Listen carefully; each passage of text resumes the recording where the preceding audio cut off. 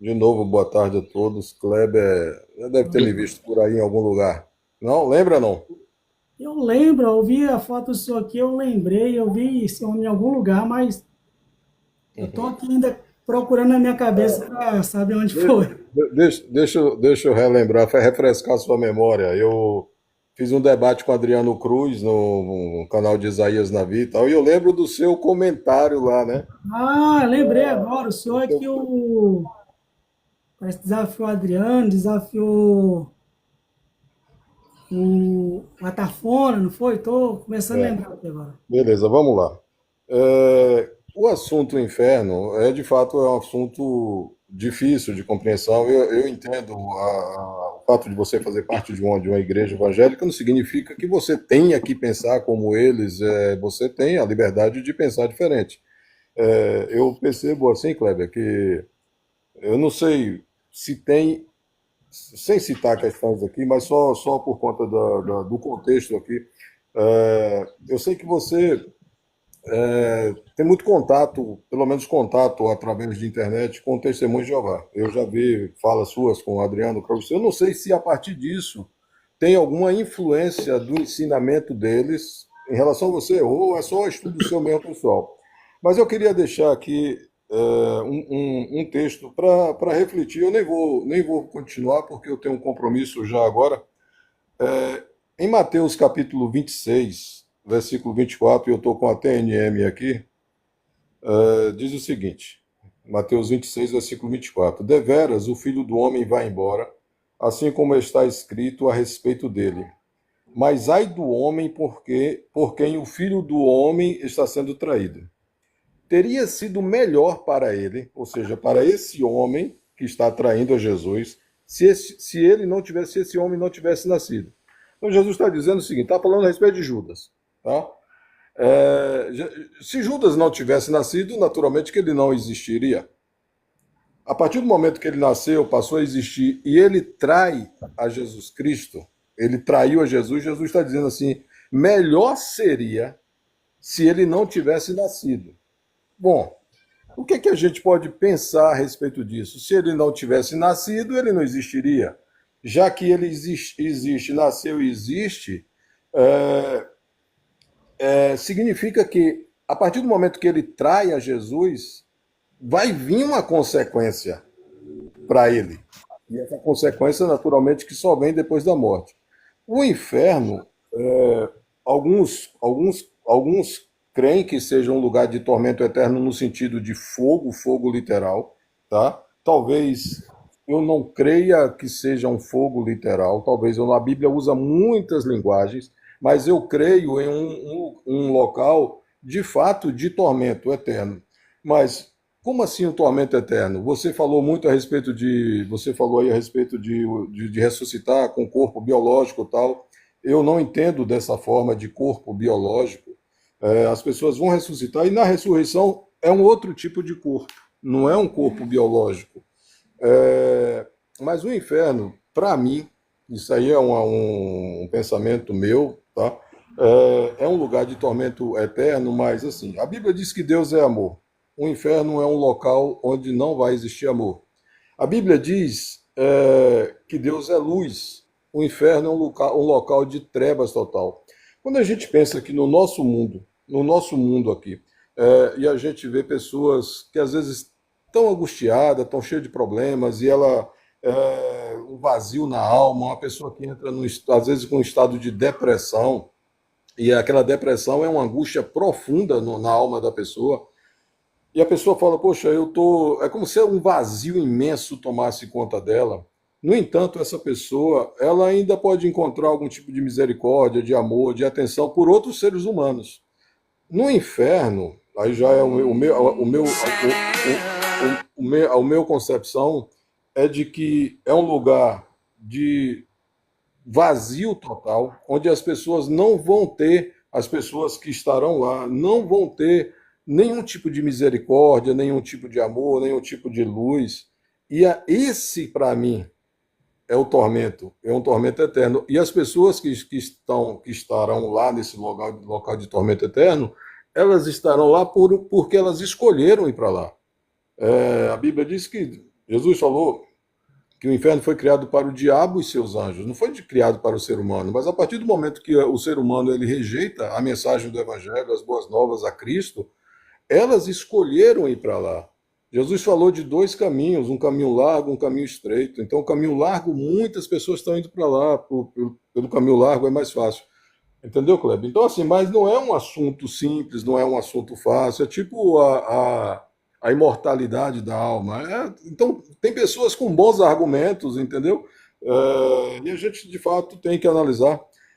Bom, eu não vou poder continuar, eu tenho um compromisso agora, só, mas foi bom participar aqui Eu sou grato, com grato você. pela participação do senhor. Sempre que o senhor quiser vir, eu tiver com live aqui, ou lá no outro canal, vai ser sempre bem-vindo, tá bom? Então, eu Valeu, concordo Kleber. com muita coisa que o senhor falou aí, certo? Sobre a questão, primeiro, só para observar aqui, sobre os testemunhos de Jeová, meu entendimento sobre o inferno não é igual ao dos testemunhos de Jeová. E também, eles não me influenciaram nisso, nessa questão, não. Isso aí já foi mais assim dentro, estudando a Bíblia pessoalmente, com outros teólogos também, cheguei ao entendimento que eu tenho hoje. Certo? Não tem nada aí com testemunho de Jeová. Mas o que o senhor falou aí, eu concordo com muita coisa. Primeiro, que não é uma coisa simples, certo? Não é simples para ser. Por isso que a gente está aqui discutindo, falando, ouvindo um outro fala. Outra coisa, além de não ser simples, eu entendo também que haverá um sofrimento. Eu não acredito no aniquilacionismo imediato, certo? Como eu digo, que a gente vai ver outros textos que vai demonstrar a pessoa sofrendo. Então a pessoa é julgada, é condenada e lançada num lugar. E a pessoa vai sofrer um período de tempo. Prova disso é a própria figura da besta e do falso profeta, que segundo a Bíblia ficaram lá 1000 anos, dentro do lago de fogo. Não é isso? Então eles não foram aniquilados de imediato. Então não acredito. Acredito que eles vão sofrer um período de tempo e depois deixarão de existir. Eu desenvolvi o primeiro argumento aí porque eu não acredito que o inferno ele é um sofrimento sem fim. Primeiro, por causa das razões que eu disse, que não vejo as mesmas promessas que é feita para o justo sendo feita para os ímpios. Segundo, por causa da justiça, certo? A justiça de Deus. Vamos assim dizer. Vamos dizer que eu pequei durante a minha vida 90 anos. Pequei, fiz coisas horríveis contra Deus. Entendeu? Aí, por causa desses meus pecados, eu vou sofrer para sempre. Então, não é uma coisa que cabe muito bem no meu ponto de vista, com a ideia da justiça. Então, todo castigo, toda punição, ela tem que ter um tempo determinado. Prova disso que a gente vê isso até propriamente nas constituições dos países que nós vivemos hoje. Você é castigado segundo a justiça, de acordo com o crime que você cometeu. Cada crime tem um período de ano que você vai ficar preso na cadeia, certo? Então, eu vejo mais ou menos assim, que cada um vai sofrer um período de tempo, um diferente do outro, e vai deixar de existir. E aí eu vejo justiça nisso. Agora, Só um instante, Kleber. Eu entendi o que você falou. Eu creio em graus de punição. Graus de punição. Tem uma passagem que Jesus fala, ai de ti, Corazim, Betsaida, etc. Se em Sodoma e Gomorra fossem feitos os mesmos milagres que foram feitos em vocês, eles teriam se convertido, mais ou menos isso. Então, assim, eu creio em graus de punição. Outra coisa, quando você cita, eu vivi 90 anos e não fiz maldades durante uma parte desses 90 anos, né? Porque ninguém faz maldade por 90 anos, ou seja, o tempo que for, durante uma parte, e aí eu vou ser punido eternamente e tal, eu não vejo justiça nisso. Mas se você pensar pelo outro lado, uma pessoa que vive 90 anos, durante 50 anos dela, ela viveu longe de Deus, depois ela se arrependeu, faltando, sei lá, 2, 3 anos para morrer, ela se arrepende, entrega a vida dela a Cristo. Seria justo também essa pessoa passar a eternidade no céu por 3 anos de conversão? Então, é A só. exemplo do ladrão na cruz, né? Não é É, justo. justamente. Então, assim, o ladrão da cruz viveu a vida toda, quer dizer, a vida toda, entre aspas, né? Uma boa Não é parte da vida justo. dele Assim, não é lá. justo. Não é justo.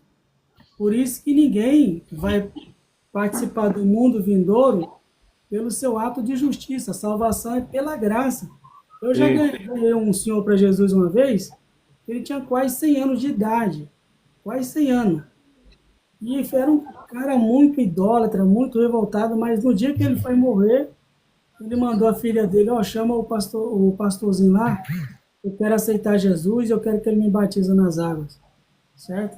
Aí a filha dele já apressada, não, pai, você quer aceitar Jesus? A gente vai orar aqui agora e Jesus vai te salvar. Ela orou, né? E antes que eu chegasse até a casa dele, ele já tinha vindo ao óbito. Graças a Deus, creio que não é salvo. A salvação, nós somos salvos pela graça, mediante a fé, pela bondade de Deus.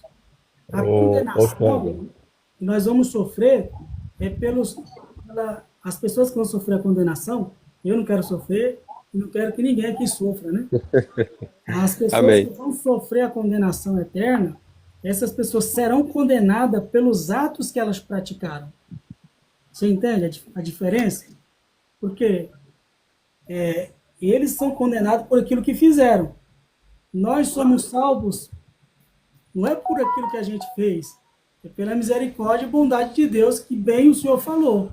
Cada um que vai ser condenado escolheu, não quis a salvação. A salvação foi apresentada a ele, ele disse não, então vai ser condenado. Aquele que é salvo, né? Ele é salvo por causa do quê? Porque aceitou, por isso está escrito lá. E aquele que não foi achado escrito no livro da vida, esse foi lançado no lago de fogo. Por Os quê? únicos que não têm perdão na Bíblia, Kleber, são os que pecam contra o Espírito Santo. Como é que tu entende esse pecado aí, do Espírito Santo? Aí a gente já vai gente, entrar em só outra um minuto, questão. pessoal, estou saindo, Assim, Não, porque assim, um ó, abraço, viu? você vê, abraço, Marcos. Um abraço, um abraço. dentro do. Agora eu passo para o Marcos e para o senhor. Dentro do próprio livro de Apocalipse, fala ali alguns pecados pelos quais essas pessoas foram condenadas ao lago de fogo. Né? Além da blasfêmia com o Espírito Santo, tem outros pecados que podem levar a pessoa à condenação. Entendeu? Como a gente viu lá o adultério, o homicida, os ladrões, o que ama e pratica a mentira e etc. Então, qualquer pessoa pode ter cometido o pior pecado do mundo.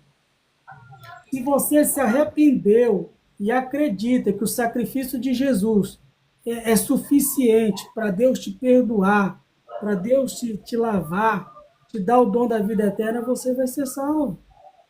Pode ser o pior pecador do mundo, pode ser pessoa que cometeu coisas que nenhum de nós aqui vai perdoar você, a gente vai querer que você desapareça.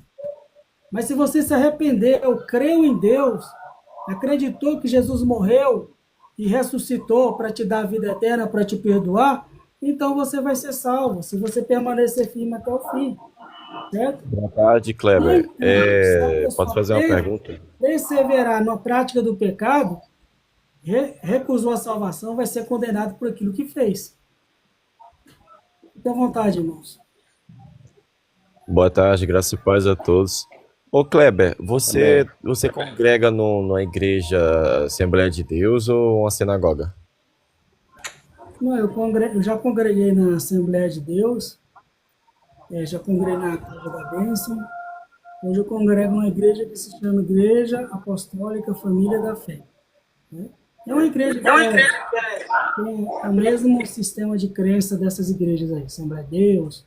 Aham, Um dia é entendi. diferente, mas as crenças são parecidas. Entendi. Assim, é o que eu achei, né, que você se considera messiânico, não é isso? Messiânico? Eu sou messiânico, mas eu não sou judeu, né? Não sou judeu, não. Eu sou Ah, messiânico. você não se considera um judeu messiânico, né? Não, não sou judeu messiânico. Sou messiânico, mas não sou judeu. Eu uso o termo Ah, entendi. messiânico apenas para diferenciar, né? Porque assim, para você ser considerado cristão, tem os dogmas lá que você tem que confessar, aceitar. E, principalmente o dogma da Trindade. E eu não vejo que a doutrina da Trindade é uma doutrina bíblica, né? E por isso que eu prefiro me identificar como messiânico só por essa questão, entende? Entendi. Boa tarde, tudo bem, pessoal? Tudo bem, esteja à vontade, Paz e graça, tudo bem? paz e graça. Então, a minha pergunta para ti, ô Kleber, no caso, você não entende a doutrina da triunidade bíblica, correto? Não, mas aí eu vou entrar nessa questão da trindade, de Ah, triunidade, não. Aí vai O ser tema outro é tema, né? inferno. Sobre então inferno. tá bom, desculpa aí, desculpa aí, desculpa Não, aí. mas É tranquilo, o tema é conversa com a inferno, gente aí. Eu infernos. ia fazer só uma O colocação tema pro é o Qual que Kleber. é o que é o tema, ô inferno. Esse Kleber? é o tema. Vamos focar nesse Ah, tema. beleza. É um Depois eu local de coloco aí o tema da tormento. trindade. Ô, Posso Kleber, falar, posso trazer a minha colocação?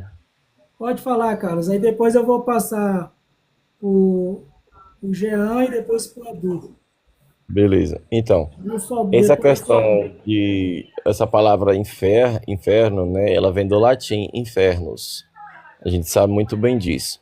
Só que essa questão, quando a gente vai para o grego koiné, quando Jesus se refere ao inferno, tem três palavras gregas, né, que estão ligadas a uma palavra só no português, que seria o inferno que a gente conhece hoje, né?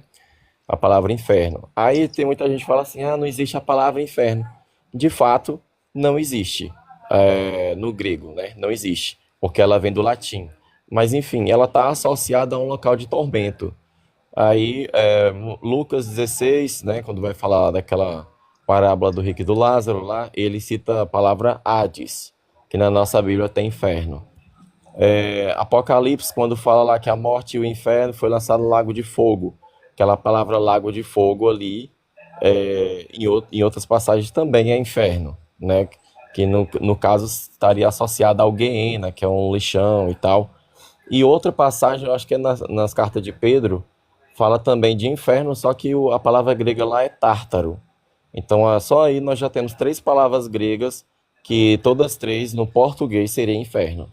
Mas quando você vai para o grego, você tem uma distinção clara sobre cada uma, né? No caso, o Hades seria o local ali de punição, né, para aqueles que morrem, aqueles ímpios e estão ali esperando ali um julgamento, né, por assim dizer. A questão do Tártaro seria uma punição só para os anjos. E a Guiena seria a segunda morte, que é o juízo final, depois que os ímpios vão ressuscitar e vão ser julgados, vão ser lançados também lá. Então tem três tipos de inferno no caso aí. Agora, as pessoas associam muito também a questão lá da palavra hebraica Sheol, que Sheol é sepultura e tal, mas dependendo do contexto, ela também está associada a um local onde os mortos residem, né? Um local onde os mortos estão, e por aí vai. E eu vejo muita gente falando assim, ah, inferno não existe, inferno é sepultura. Pegam uma definição lá do hebraico e quer colocar sobre o grego. Eu acho isso errado, porque cada texto, cada período, a gente tem que respeitar cada período, né, que foi escrito ali. No caso do Antigo Testamento, a gente vê uma teologia diferente. Já no Novo Testamento, a gente já vê outra teologia com influências helenísticas, né, do grego e tal. É tanto que Jesus ele vai comparar esse local aí de punição com o Hades, que é muito conhecido na mitologia grega, né? O deus lá do inferno e tal, tal, tal. E obviamente que aquela cultura ali estava inserida dentro de um contexto helenístico, grego. Então ele iria utilizar, obviamente, coisas conhecidas por aquele povo para transmitir coisas espirituais. Então Não, eu vejo dessa forma. É, parabéns eu, pela que- sua exposição aí. eu, que- Quero ouvir o. eu queria falar, assim, contribuindo com o que o irmão acabou de colocar, em relação de fato, a infelicidade aí da tradução, do tradutor, né? A, traduz justamente essas três palavras, Hades, Guiena, Tártaro, tudo como infernos, né? Como diz o irmão aí, é uma palavra que teve origem ali no latim, E isso traz uma tremenda confusão, porque as pessoas leem os textos que está ali falado a Hades, que é o mundo dos mortos é o destino onde todo ser vivo, quando morre fisicamente aqui na Terra, ele vai precisar de ir para esse lugar, porque o salário do pecado é a morte. Então todo pecador tem que ir para esse lugar. Jesus, ele ao morrer, e aí para a gente entender a questão do ladrão da cruz, quando Jesus fala que hoje estarás comigo para ele, os dois estavam indo para o mundo dos mortos. Por quê? Porque Jesus, ele morre, ele vai ficar lá, como diz lá em Mateus, que ele vai para o coração da terra. Faz até uma comparação com Jonas na boca do peixe, lá, ele fica 3 dias no coração da terra, o mundo dos mortos, que é o Hades, que em latim, em português, infernos, mas é infernos que é mundo dos mortos, mundo inferior. Então precisa saber essa conexão. E lá no mundo dos mortos, ainda por ser uma prisão, você tem a divisão lá no mundo dos mortos, onde vai ficar os justos, do lado do seio de Abraão, e do outro lado o lado daqueles que estão em tormento, que com a parábola de Lucas 16 vai dizer. Estava o rico ali em tormento e ele estava em diálogo com o pai Abraão. Então, ou seja, os dois, tanto o rico como o Lázaro, eles eram, ali está representando pessoas que tinham como Abraão como pai. Então, ali fica bem nítido naquele texto a mensagem que Jesus está querendo nos passar, que ali é o mundo dos mortos, onde você vai para lá, do lado não tem como você fazer nada, por exemplo, para avisar aqueles que estão aqui no mundo vivo, que se você observar no texto, o rico ele queria desesperadamente que Abraão ressuscitasse Lázaro, ou que ele desse o jeito de ele ressuscitar para voltar aqui no mundo dos vivos. Então, ou seja, aquilo ali deixa muito claro que aqui acontece lá no mundo dos mortos, no mundo dos vivos não tem como fazer, ou seja, não há comunicação entre o mundo dos vivos com o mundo dos mortos. Então, ou seja, Jesus morreu, foi para o mundo dos mortos, aonde lá ele a Bíblia fala que foi pregar espírito, mas essa mensagem é um outro tema, né, que muitas pessoas vai concordar, discordar, mas assim, ele estava ali no mundo dos mortos. E por quê? Existe todo um processo de sequência.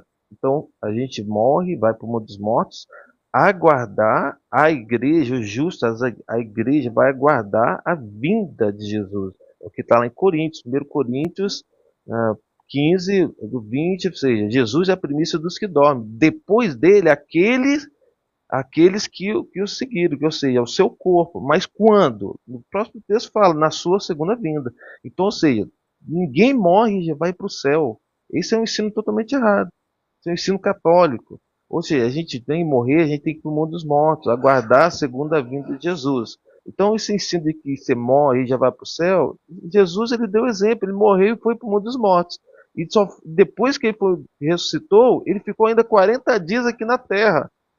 Como ele diz para a mulher, não me toques. Aí depois que ele subiu nas vistas dos seus seguidores. Então esse ensino de que se morre hoje, está na glória, vai para o céu, é um ensino totalmente equivocado dentro da palavra. Então eu não vou me alongar mais, essa é a minha contribuição. Shalom, um abraço aí para o irmão Moré, Rosário Monteiro. Deusimar, pode falar um pouquinho, depois o Edu fala. Eu vou fazer uma pergunta para o irmão Jean, depois ele me responde, depois que eu terminar aqui. Sobre quando o senhor falou que quem morre não vai direto para o céu e tal. Como é que o senhor vê Apocalipse capítulo 6, versículo 9, tá bom? Só anota aí, depois o senhor fala aí o que o senhor acha. A questão do que eu disse para o Kleber agora há pouco, sobre o pecado contra o Espírito Santo, que não tem perdão, e é o único que não tem perdão, porque pecou contra ele e já era. Gálatas capítulo 5, versículo 18 diz assim: mas sois guiado pelo Espírito, e não está debaixo da lei, porque as obras da carne são manifestas, as quais adultério, fornicação, impureza, lascívia, idolatria, feitiçaria, inimizade e etc. Tá?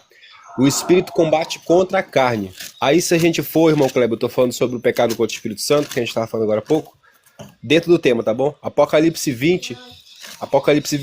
22, versículo 15. Mas ficarão de fora os cães, os feiticeiros, fornicadores, homicidas, ou seja, as obras da carne ficarão de fora. E qual é o pecado que a gente comete? Porque o Espírito ele combate contra a carne, ou seja, ele vai me convencer do meu pecado. O pior pecado que a gente comete contra o Espírito Santo é a incredulidade e a rejeição. Então, quando a gente não crê, eu posso ser o homem mais justo da terra. Mas se eu não crer em Jesus Cristo, se eu não aceitar essa conversão pelo Espírito Santo, eu vou receber punição tanto quanto os outros. Não seria injusto, porque o pecado que eu estou cometendo é igual ao que eles mesmos cometeram.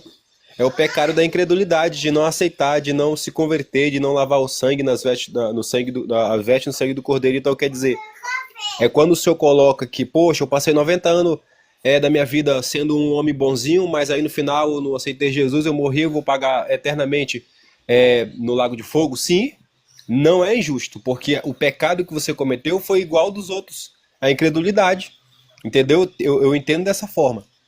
Agora, como é que eu vou defender, e aí a gente está discutindo os textos, Apocalipse capítulo 20, eu me retenho a esse texto sempre, que diz que o diabo que enganava foi lançado no lago de fogo e enxofre, onde estão a besta e o falso profeta, de dia e de noite serão atormentados para sempre.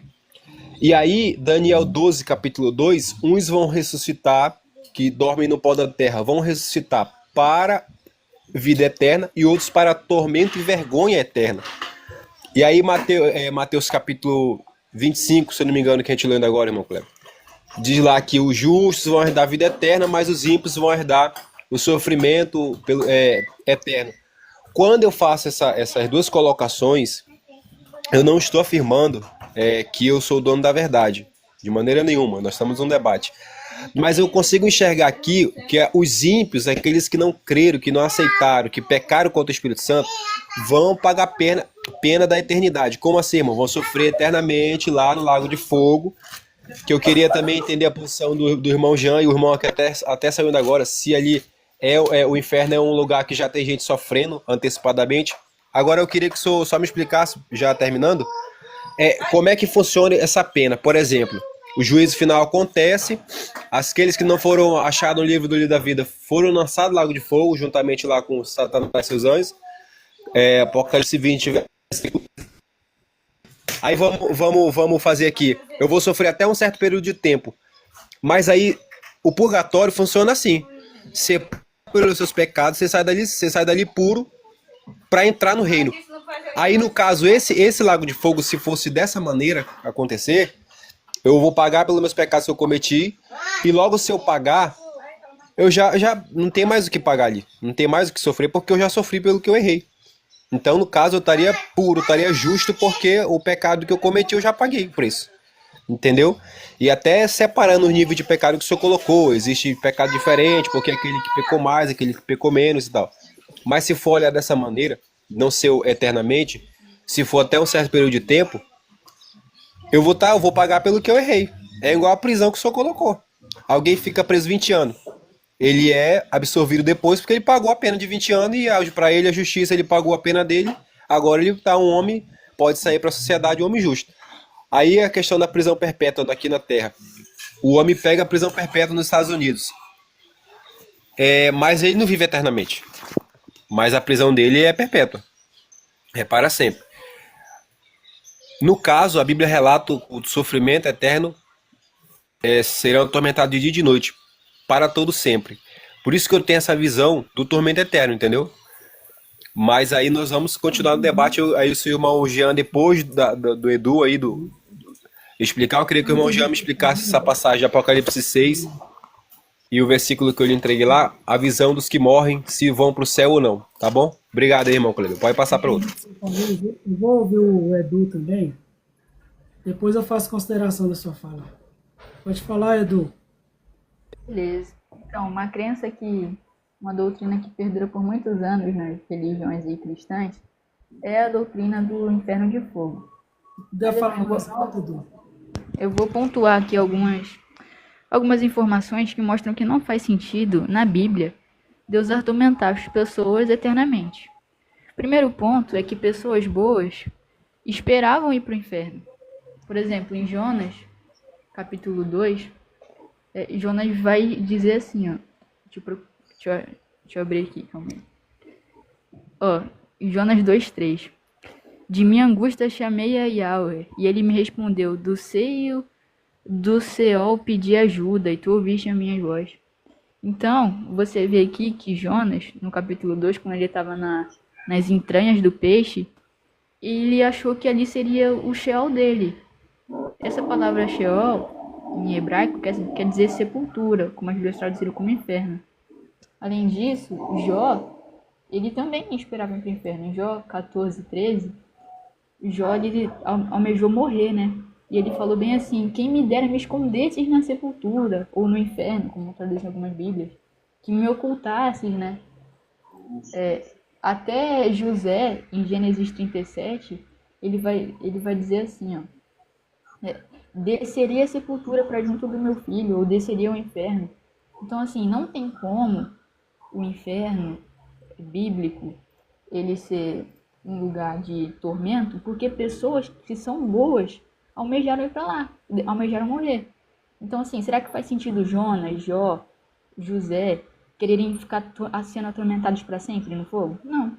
Simplesmente o inferno na Bíblia é sepultura, porque o dicionário bíblico de Strong define as palavras Sheol e Hades como sepultura, morte, simplesmente. Outro ponto é que, assim, depois você refuta aí, ó, que tá falando besteira aí, eu tô lendo na Bíblia, tá? Outro ponto é que é o seguinte, pessoas já saíram da sepultura, já saíram do inferno. Na Bíblia a gente tem 9 ou 10, se eu não me engano, ressurreições. E aí o que acontece? Essas pessoas que saíram da sepultura, elas falaram o quê? Nada. Porque em Eclesiastes, capítulo 9, vai dizer o seguinte, tudo o que sua mão achar para fazer, faça com toda a força, pois não há trabalho, nem planejamento, nem conhecimento, nem sabedoria na sepultura ou no inferno. Então por que essas pessoas, essas 9 pessoas que foram ressuscitadas, não falaram nada? Porque na sepultura não há conhecimento algum. É Eclesiastes 9.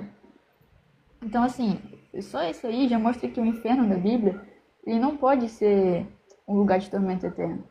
Além disso, em Apocalipse 20, o Carlos, que não está aqui mais, ele falou o seguinte, que as 3 palavras que tem, Hades, Sheol e Guiena, são tudo a mesma coisa. Isso não é verdade.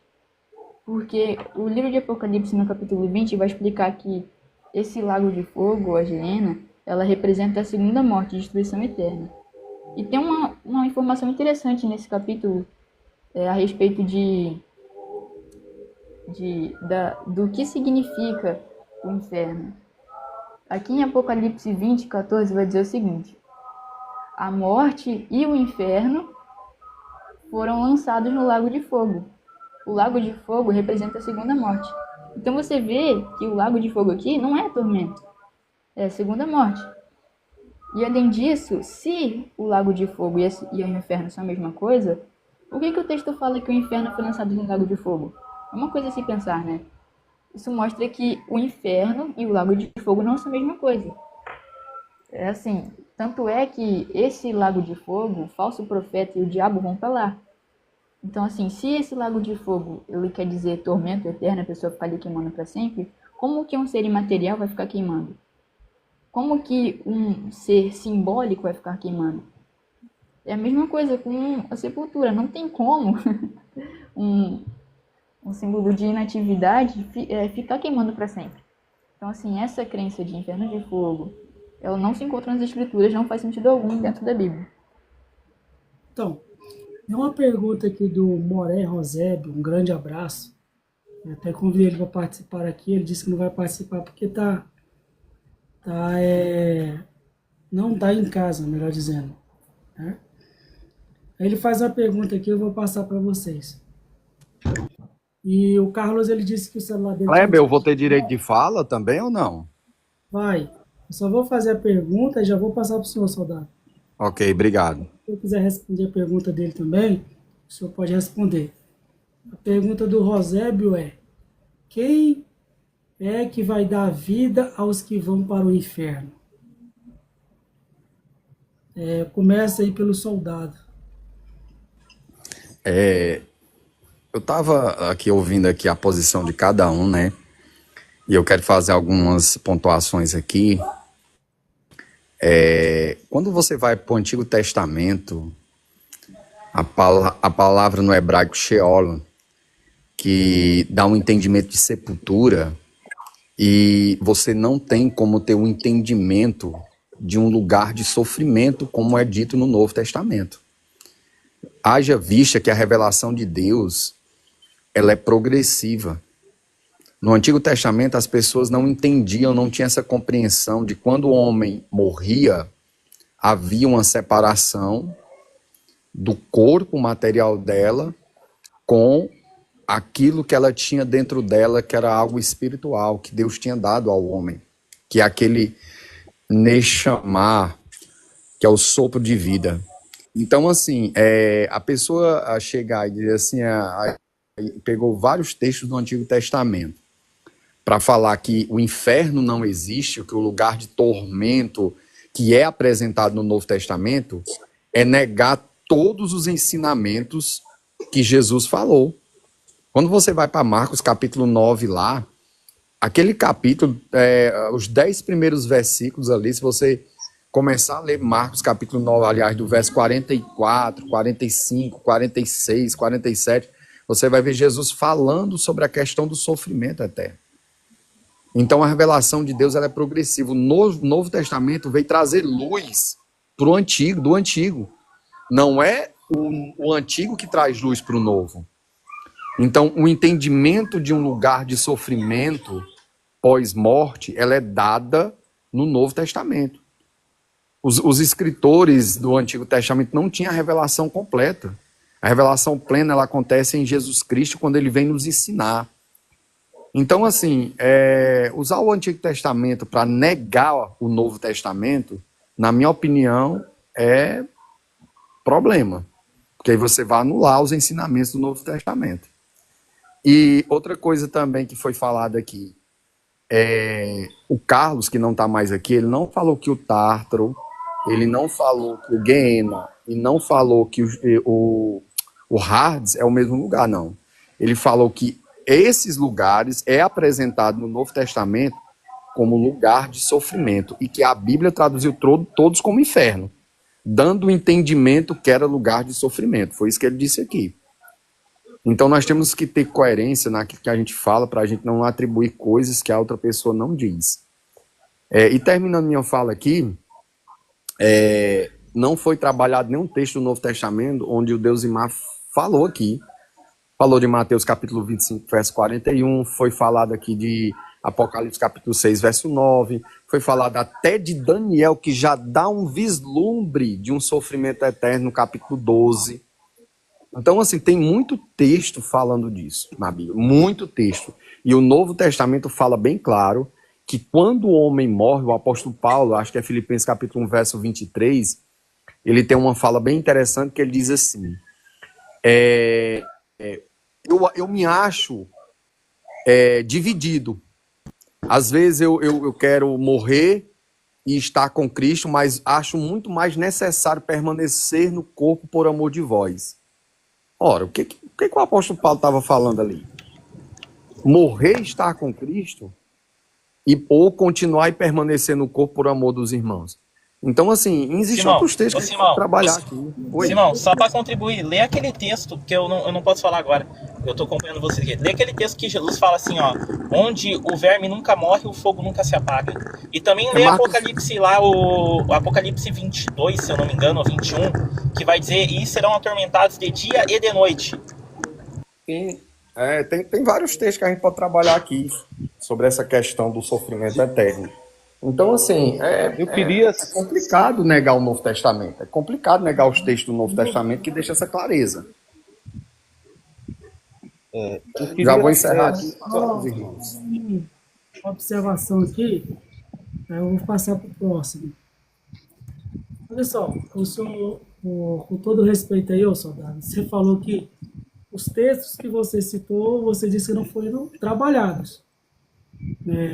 E eu trabalhei todos esses textos aí que você citou. Talvez o senhor entrou na live depois de eu ter trabalhado esses textos aí, onde você diz, por exemplo, teve textos, tanto de texto de Apocalipse, que você citou, como de Lucas, que eu trabalhei umas 3 vezes aqui na live, certo? Então, todos eles eu trabalhei. Agora, eu não sei se outras pessoas trabalharam, entende? Só deixando isso claro. E agora, queria deixar a seguinte questão, né? Uma informação que o senhor falou aí, que não se tinha a crença no inferno, que é uma criação do Novo Testamento. Não é bem assim. No início da live, eu até fiz aí a contextualização cultural e histórica, mostrando como que os gregos acreditavam sobre o inferno, como que o judeu acreditava no inferno, o que é o inferno para o judeu, o que era o inferno para os gregos. Por exemplo, para o judeu que acreditava no inferno, o inferno não era um lugar de punição. O inferno era um lugar de elevação espiritual, que a pessoa ficava 12 meses purificando, se não chegasse naquele grau, voltava, reencarnava, né, até chegar à perfeição para participar da ressurreição do mundo vindouro. Esse era o entendimento de inferno segundo os judeus da época e os judeus também da atualidade. Nem todos acreditavam dessa forma. Por exemplo, que tinha judeu que não acreditava em imortalidade da alma também, mas eu estou falando do segmento judaico que assim acreditava. Prova disso que você vai ver elementos nas entrelinhas do Novo Testamento apontando essa ideia aí, entendeu? Aí o cristianismo vai criar o inferno e para confirmar o conceito, a ideia que eles ensinam sobre o inferno, eles traduzem essas palavras gregas aí somente com o inferno, porque assim já é pregado o conceito de inferno, certo? E a pessoa vê a palavra lá, inferno, aí vai entender. Como, por exemplo, os 2 primeiros textos que eu trabalhei na live, fala que quem é lançado no inferno é o corpo. Não tem nenhum texto no Novo Testamento, nos evangelhos, que eu lembre, que diz que a alma vai para o inferno fora do corpo. Ou que a alma é lançada no inferno fora do corpo.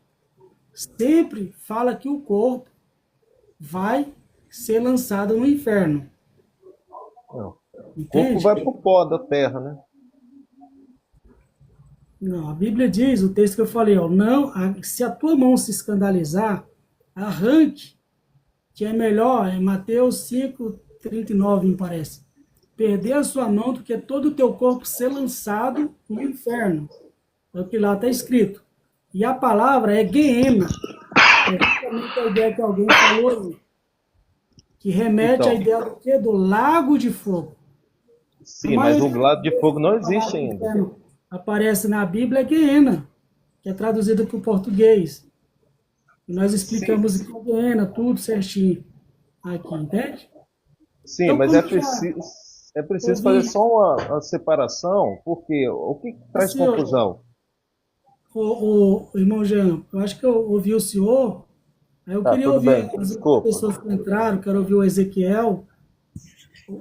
O Edson já falou alguma coisa ou não? Não, ainda não, mas o Ezequiel entrou primeiro que eu, né? Se vocês quiserem falar. O Adriano que chegou agora. Eu quero ouvir essas 3 pessoas na sequência, depois eu passo para vocês novamente. Pode ser? Aí vocês anotam o que vocês querem falar, aí vocês pontuem. Começando aí pelo Ezequiel. Vamos ouvir o Ezequiel. Seja breve, gente. Como já tem uma quantidade, seja breve. Hein, Kleber, é porque é o seguinte, o irmão colocou algumas questões, aí vai ficando muito distante, aí você acaba até perdendo. Depois, o teu irmão colocou algumas perguntas aí, e fica muito distante se a gente deixar para responder, entendeu? Qual pergunta? Qual pergunta? Igual, o irmão Dosimar, ele quer que eu responda sobre Apocalipse lá 6:9, né? Tem a questão, por exemplo, eu queria ler o texto aqui que fala do lago de fogo. O que é o lago de fogo? A gente precisa saber, esse lago que é o Guiena, o que é o lago de fogo? Muitas pessoas acham que Perfeito. o lago de fogo é Vamos, aquele vamos fazer lago assim. Vamos fazer cheio de assim. fogo. Como a gente ainda está no Lago de Fogo, vamos concluir Lago de Fogo, certo? O que é Lago de Fogo. Aí depois a gente vai para esse Isso. Ok, então. Apocalipse 6. Então, permita só eu ler o texto. O texto falando Vamos do na lago de sequência. fogo. Queria que o Ezequiel começasse e os outros falassem. Ô, irmão, o último. assim, ó, eu entrei no meio do assunto. Eu não sei se vocês estão falando da imortalidade da alma ou do inferno em si. Das duas coisas ao Aí mesmo eu tempo. que. Aí eu que. Não, cara, assim, ó. Vocês são adventistas? Só pra mim. Não, não. Não? Não, eu não Mas sou, não. vocês não. Vocês são Assembleia de Deus. aniquilacionistas, no caso, né? Não, eu não sou, não. É divergente as ideias aqui. Ah, tá. Não, é que assim, ó, eu trabalho com um pouco mais na questão filosófica, porque certamente a Bíblia, ela é aberta nesse ponto, entendeu? Eu acredito que pode interpretar ou literalmente ou simbolicamente. Eu entendo da seguinte forma, eu queria que vocês me respondessem uma pergunta, daí a gente parte do pressuposto. A eternidade para vocês, ela é a ausência do tempo ou um tempo sem fim? Não, aí é complicado. Vamos focar primeiro no Lago de Fogo, no Apocalipse 6, aí depois a gente. Não, sim. É porque assim, amigo, o Lago de Fogo em si, ele tá atrelado a alguma coisa que está fora do tempo, que não é temporal, entendeu? Então essa seria a minha pergunta para É o vocês. seguinte, desenvolve a tese do Porque daí a gente pode entrar dentro da filosofia ou até começar a conversar alguma coisa relacionada à física quântica, né? Eita, lasqueira. Você abre essa ideia, aí eu vou passar para os outros colegas. Mas tudo bem, eu vou ouvir do que ele vocês. tem aí. Fica a pergunta no ar se a eternidade é o tempo sem fim ou a ausência do tempo, tá? Vou ficar ouvindo aí vocês. Então, a sua fala, eu vou passar agora para o Edson, depois eu vou passar para o Adriano, aí depois o Jean, que chegou agora, aí depois o Jean. Vamos lá. Então, eu vou ler o texto aqui de Eclesiastes 9:5, o 6 e depois o 10. Diz assim, né? Pois os vivos sabem que morrerão, mas os mortos não sabem absolutamente nada. Nem têm mais recompensa, porque toda lembrança deles caiu no esquecimento. Também seu amor, seu ódio e seu ciúme já não existem. E eles não têm mais parte em nada do que se faz debaixo do sol. O versículo 10 diz assim: tudo que sua mão achar para fazer, faça-o com toda a sua força, pois não há trabalho, não há planejamento, nem conhecimento, nem sabedoria na sepultura. O lugar para onde você vai. O outro texto que eu gostaria de ler é Salmos 146, versículo 3. De fato diz assim: não confiem nos príncipes, nem nos filhos dos homens, que não podem trazer salvação. Seu espírito sai e eles voltam ao solo. Nesse mesmo dia, os seus pensamentos se acabam. Então a Bíblia deixa bem claro que a morte é a cessação de todos os sentidos. O soldado falou que ela é progressiva, né? Que a palavra dele é progressiva. Em partes eu concordo com ele. Mas ela não pode se contradizer. Ela não pode dizer num canto que a pessoa, quando ela morre, ela está deveras morta, e depois, no outro canto, Jesus Cristo vem e fala que não. Que após a morte do corpo dela, está viva e está em tormento ou sofrendo. Sendo que a Bíblia mostra aqui que é a cessação de todos os sentidos. E outro detalhe, né? O espírito ou alma, ele não queima, ele não sente dor. Então não faz sentido a pessoa ser torturada eternamente. Por 30, 40, 70 anos de vida que ela viveu aí, mesmo que ela esteja fazendo coisa errada, agora ela passa 24 horas por dia, eternamente, sem parar. Ela pode se arrepender, ela pode pedir perdão e nunca mais ela vai sair de lá. Ela vai ficar 24 horas. Então, esse Deus aí, não tem como a gente fugir disso. É um Deus carrasco.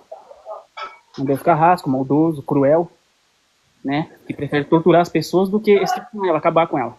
É que nem quando uma pessoa está em... Nós, por mais que a gente não deseje isso, mas quando a pessoa está em constante sofrimento, a gente deseja que essa pessoa... O melhor para ela é morrer. Porque a pessoa ficar ali sofrendo dia após dia, sofrendo, vendo ela sofrer, a gente não quer. Ninguém deseja amor, entendeu?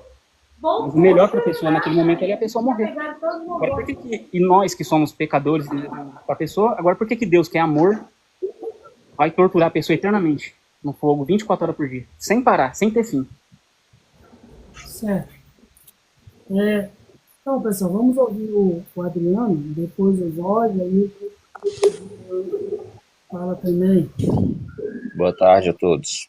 Então, eu faço coro aí com o Edson, porque, assim, na verdade, nesse ponto, a Bíblia não é progressiva, não. Se você voltar lá em Gênesis capítulo 3, ali você vê a sentença que Deus dá pelo ato de desobediência de Adão. E a sentença que foi dada, né?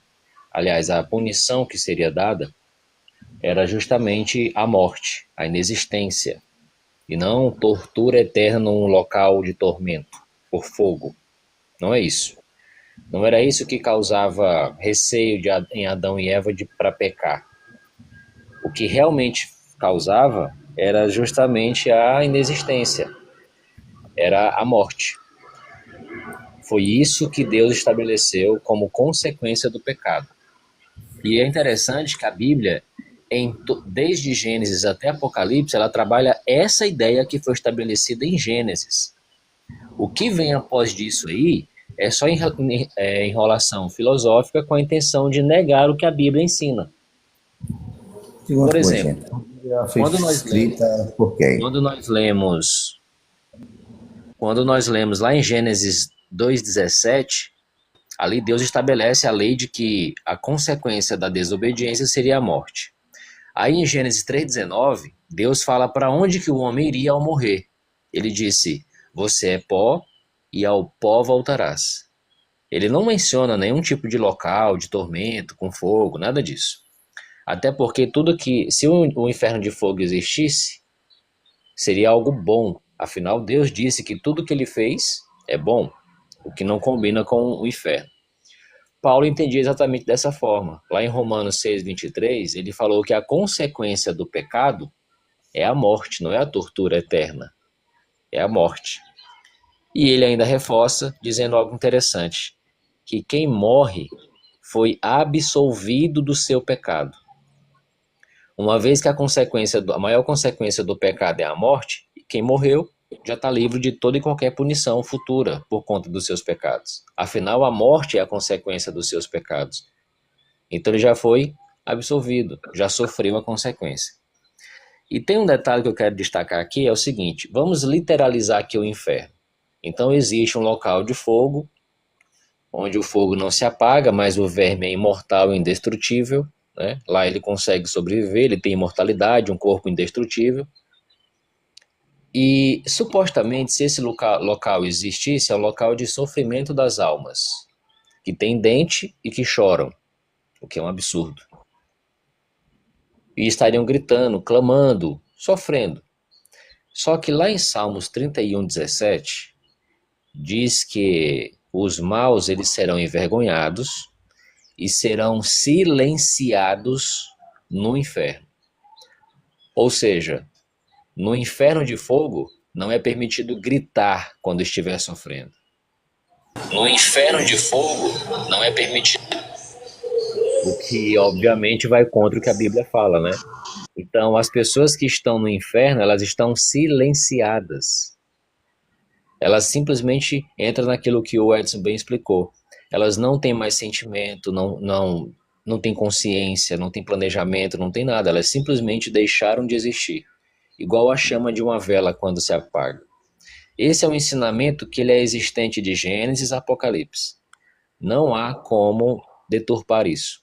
E para falar sobre o caráter de Deus em relação a isso, gente, quando você diz que o inferno de fogo existe, você está chamando de Deus, você está chamando Deus, independente do conceito que você tem, do pior ser que existe no universo. Olha o que ele falou sobre isso. Quando as pessoas estavam queimando seus filhos em adoração falsa, olha como que Deus se sente. Jeremias 32:35. Ele falou assim, ó: além disso, construíram os altos sagrados de Baal no vale do filho de Inom, para queimar seus filhos e suas filhas no fogo a Moloque.